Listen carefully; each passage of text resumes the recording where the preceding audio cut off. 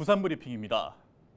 지난달 30일 지역 난방을 사용하는 부산 해운대 그린시티에 난방이 중단됐다 재개됐습니다.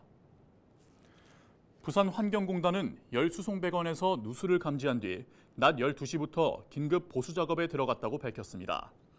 하지만 작업이 9시간 넘게 이어지면서 7천여 가구의 온수와 열 공급이 중단돼 주민들이 불편을 겪었습니다. 부산환경공단은 30일 오후 8시 30분부터 열 공급이 정상적으로 이뤄졌다고 밝혔습니다. 부산시가 양산시와 상생적 물이용을 위한 지방광역상수도 건설 업무 협약을 맺고 낙동강 원수에서 유입되는 유해물질 차단이 가능한 취수시설을 건설할 계획입니다. 지방광역상수도 건설 사업은 광역산수도 사업에서 벗어나 지자체간 추진하는 전국 최초 상생 모델입니다.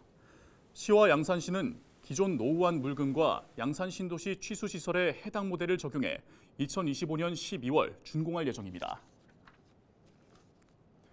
지난 2015년 문을 연 국립부산과학관이 개관 8주년을 맞아 관람객을 대상으로 특별 이벤트를 진행합니다. 과학관은 과학관 전시를 관람하거나 행사에 참여한 사진을 자신의 SNS에 올리는 인증샷 이벤트와 퀴즈 플랫폼을 활용한 공동협력 프로모션을 연다고 밝혔습니다. 또 본관 중앙홀과 어린이과학관 로비에는 8주년을 기념하는 대형 크리스마스 트리를 설치해 온 가족을 위한 포토존을 마련했습니다. 부산시 반려농산물 도매시장에서 오는 12월 4일부터 12월 9일까지 온누리 상품권 환급 행사가 열립니다. 이번 행사는 전통시장 수산물 할인 판매를 연말까지 상시 적용하기로 한 해양수산부의 확대 시행 방침에 따라 추진됩니다. 부산에 있는 도매시장에서는 처음으로 반려농산물 도매시장이 온누리 환급 행사시장으로 선정됐습니다. 어류와 건어물, 젓갈류 등 국내 수산물 취급 점포 28곳이 참여하며 2만 5천 원 이상 구입 시 만원 환급 등 1인 최대 40%까지 환급받을 수 있습니다. 최근 중국에서 호흡기 질환이 유행한다는 소식 들어보셨죠?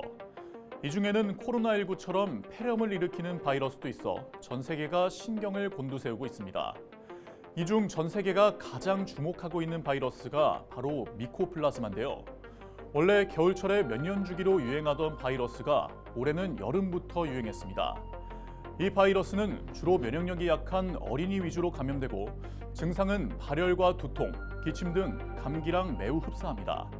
통상적으로 약물 치료가 가능하지만 일부는 폐렴으로까지 이어지며 심지어 사망에 이를 수도 있습니다. 이처럼 호흡기 질환이 유행하는 이유는 바로 오랫동안 코로나19 방역을 이어오면서 다른 바이러스에 대한 자연 면역력이 떨어진 점을 꼽을 수 있겠습니다. 아무래도 몇 년 동안 한 가지 바이러스를 대상으로 집중 방역을 하다 보니 사각지대가 생겼다고 볼 수 있겠죠. 여기에 더해 코로나19 방역과 개인 위생 수칙이 느슨해졌고 설상가상 호흡기 질환이 유행하는 겨울이 다가온 겁니다. 하지만 다행히 현재 호흡기 질환은 새로 생겨난 게 아닌 기존 질환이 유행하는 현상이기 때문에 아직까지는 사스나 코로나 같은 팬데믹으로 이어질 위험은 거의 없다고 합니다. 하지만 방심은 금물입니다. 이럴 때일수록 개인 위생 수칙을 잘 지키는 게 무엇보다 중요한데요. 손 잘 씻기, 마스크 쓰기, 그리고 환기하기 등 우리 모두가 작은 것부터 하나하나 실천해서 우리 몸에 바이러스가 들어올 틈을 완전히 차단해야겠습니다.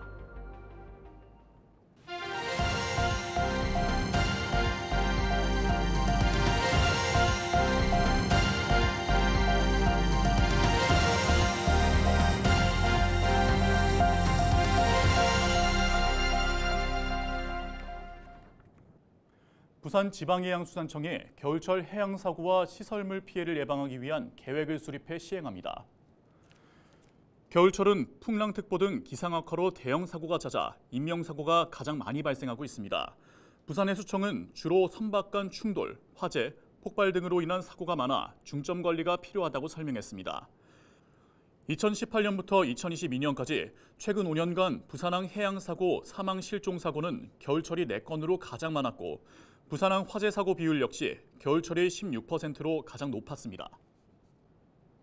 지금까지 부산 브리핑이었습니다.